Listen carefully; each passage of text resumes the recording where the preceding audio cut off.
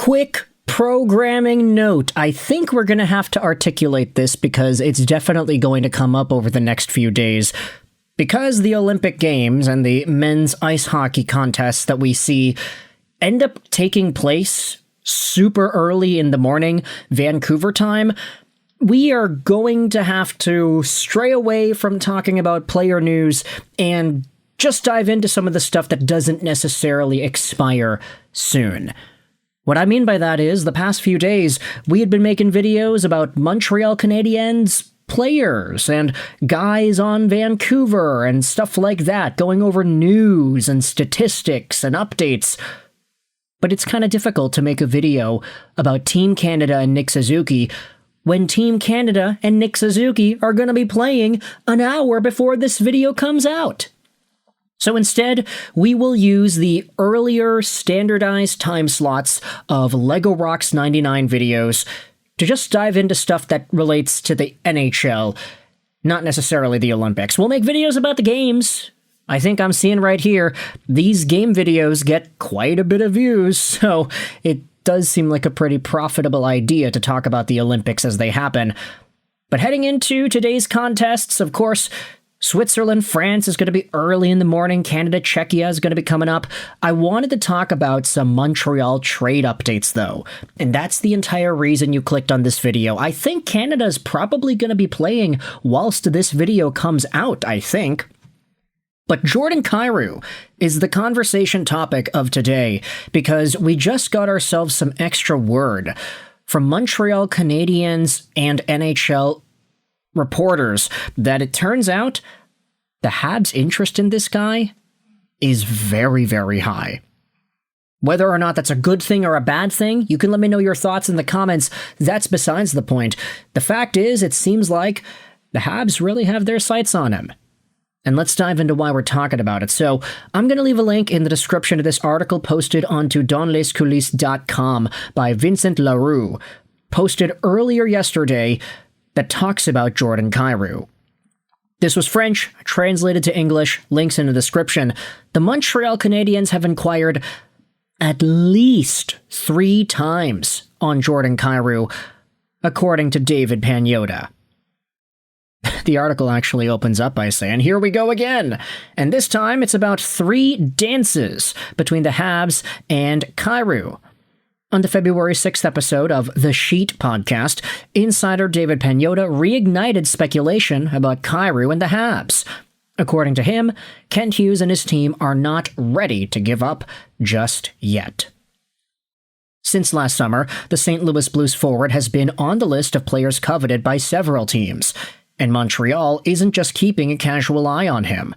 The Habs have reportedly increased their contact with St. Louis to explore the possibility of a trade involving Kyrou. The main obstacle is the asking price, and also Kyrou's no-trade clause. Despite his offensive potential, the 27-year-old forward comes with a hefty $8.125 million per year contract that runs until 2031, and a clause that gives the player the final say on where he goes. Pagnotta did not mince words when he reignited the rumor mill. I wonder if the Canadiens will come back again, for a 4th time, to St. Louis for Jordan Kyrou. And that's pretty blunt, the way that it's expressed there on the Sheet podcast with Jeff Merrick. If Pagnotta's reporting is to be 100% believed, then turns out Kent Hughes is really, really interested in this guy. There's no other reason why he'd be contacting the same team for the same guy 3 times throughout the course of a year. And heck, this also bleeds into what we had spoken about last summer on how Kyrou was almost included in the Bolduc and Mailloux trade. The Habs just did not want to give up Caden Gooley, or whomever it was, in order to facilitate that move. Nowadays, though, Jordan Kyrou, you can say whether or not his value has declined. Last year he had 70 points. This year he is on pace for 49. So maybe from Montreal's perspective it is worth taking a shot at this guy once more. Because yes, back-to-back-to-back-to-back seasons of 65 plus and almost 70 points each is great. But when the guy's in the midst of a bad year, you can debate that it opens the door for an easier trade and a more lax trade return. Now, that's from Montreal's point of view, I do think it's fair to assume that St. Louis would be looking at their guy Kyrou and saying, yeah, well, this guy's really good. He's just having a down year because everybody's having a down year. So we're not going to lower that price. If Montreal wants to come out here knocking and asking about this guy one more time, we are not going to give them the satisfaction that they want by lowering our trade demands. I would understand if St. Louis went out there and said something like that as well. I think that's also fair, considering the circumstances.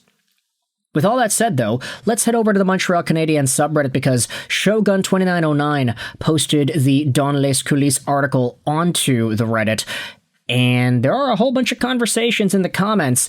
I'm going to translate this to English, though, because I can't do French, unfortunately. Top comment says, if I were Kent Hughes, I would not touch Jordan Kyrou. It honestly depends on the price. The fit is there with his speed and transition game. He would be extremely effective with Montreal, but he's not exactly a sandpaper kind of guy. Another reply says, I think he is buddies with Nick Suzuki. Remember the last guy people said was too fragile and soft and was friends with one of our top-line players whom we missed out on, and now we probably regret? It's Trevor Zegras. Look at how he's doing in Philadelphia. That being said, I don't think he's exactly the right fit either. Seems like the Canadiens need someone that can play more like Slafkovsky can. I don't see Kyrou being that type of player. That would be best to complement Suzuki and Caulfield. Nor do I see him replacing Slafkovsky on the second line for the same reason. And then there's another reply that says, just because they're buddies with current members of the roster doesn't mean they'd fit in with the team. We don't regret Zegras. Now, I don't necessarily want to agree or disagree with that. I mean, Zegras is doing very well in Philadelphia. And I think the idea of acquiring players that can play very well is generally something you should be okay with. But for Jordan Kyrou's sake, is there a fit with this Canadiens forward core? You can let me know your thoughts in the comments section. Another reply says, I'm proudly in the hell no camp. We don't need this guy in our top six. He doesn't bring anything that the Canadiens don't have. If Hughes is going to spend assets, it should be for a legitimate 2C under 30, or a power forward type top 6. That's also fair as well. And then a final, more neutral reply says, I wouldn't necessarily be against it, but it all depends on what St. Louis asks for in return. Hughes has made it clear that he won't jeopardize their entire future for one or two players. The next question is, where do you place him? Is he top line right away, or you put Slafkovsky on the top line and put Kyrou with Cappy and Demi? Don't touch the second line, Sushami Boy says. Slav has been a better player since he had changed lines. And I definitely do agree with that as well. Jordan Kyrou on the top line, I do think would be a nice fit. He brings a lot of speed and energy and a pretty underrated ability to score points and goals. He is right-handed, though, so having three righties all on one line, Caulfield, Suzuki, Kyrou, does not seem like the best idea, but they're professionals. They could probably make it work, I guess. But never mind that, I think the biggest point here as to why we're making this video is because of the word that Montreal's apparently already asked about this dude 3 times. Is there a possibility that they could or should go out there and try for a 4th? Let me know your thoughts in the comment section below about Jordan Kyrou and the Montreal Canadiens. Is this a good enough player for Montreal to add? Why or why not? Agree or disagree? I hope you enjoyed this video. And bye.